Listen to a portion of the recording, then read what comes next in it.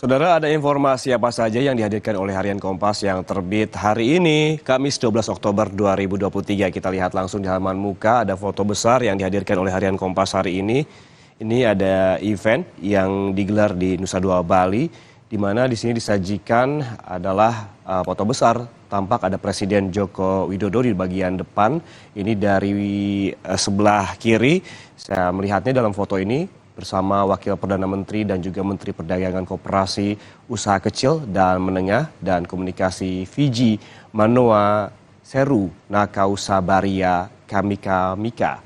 Perdana Menteri Timor Leste, Sanana Gusmao, ada juga Perdana Menteri Niue Dalton Tagelagi, ada juga Presiden Federasi Mikronesia Wesley W. Simina, Perdana Menteri Sao Tome Principe Patrice Trovoada, Perdana Menteri Tuvalu, Kausea Natano, kemudian ada Wakil Perdana Menteri Tonga, Samiu Kuita Faipulu, serta sejumlah pejabat negara peserta sebelum pembukaan KTT Archipelagic and Island States Forum 2023 yang digelar di Nusa Dua Bali kemarin. Ini seiring dengan judul besar di bagian atasnya, yaitu AIS Perkuat Solidaritas Hadapi Perubahan Iklim. Di sini dimuat bahwa perubahan iklim dihadapkan persoalan bersama di mana 32 negara anggota Forum Negara Kepulauan dan Pulau memperkuat solidaritas serta kerjasama mengatasi dampak perubahan iklim.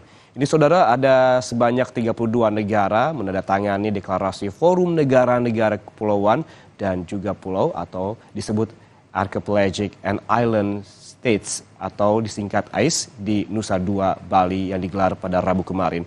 Deklarasi berisi antara lain adanya tekad meningkatkan solidaritas dan juga kerjasama menghadapi ancaman perubahan iklim, termasuk naiknya permukaan air laut ini yang menjadi concern sejumlah negara atau lebih tepatnya 32 negara kepulauan ini.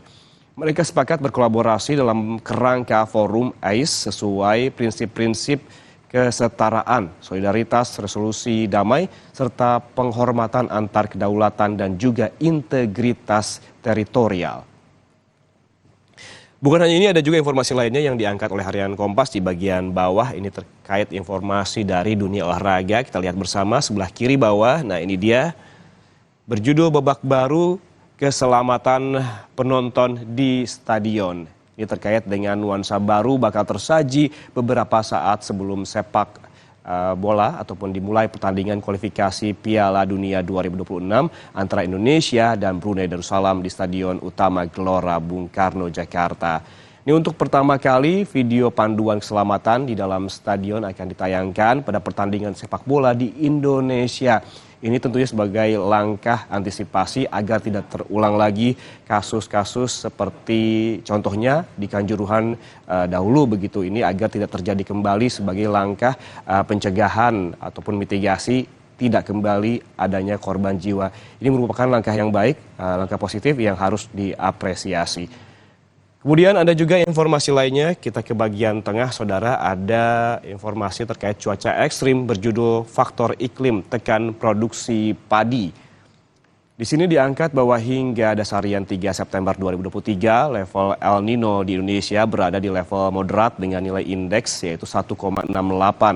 Level El Nino akan mencapai level kuat jika indeksnya mencapai nilai 2,0. Badan Meteorologi, Klimatologi, dan juga Geofisika memprediksi kondisi kering ini bertahan hingga Februari 2024 dan juga melemah pada bulan-bulan berikutnya. Sementara di bagian atas ada informasi lainnya juga, saudara. Kita lihat bersama. Nah, ini dia. Ini terkait liputan khusus HUT ke-78 Jawa Timur, meniti kesinambungan lumbung pangan. Di sini diangkat mengenai di usia ke-78 Provinsi Jawa Timur memegang peran penting dalam ketersediaan pangan nasional. Jawa Timur menjadi pusat lumbung padi tertinggi nasional selama 5 tahun berturut-turut. Selain itu, Jatim juga menjadi penyumbang berbagai kebutuhan pangan lainnya. Semua informasi ini bisa Anda baca lebih lengkap di Harian Kompas yang terbit hari ini Kamis 12 Oktober 2023 dan Anda juga bisa membacanya secara daring di kompas.id.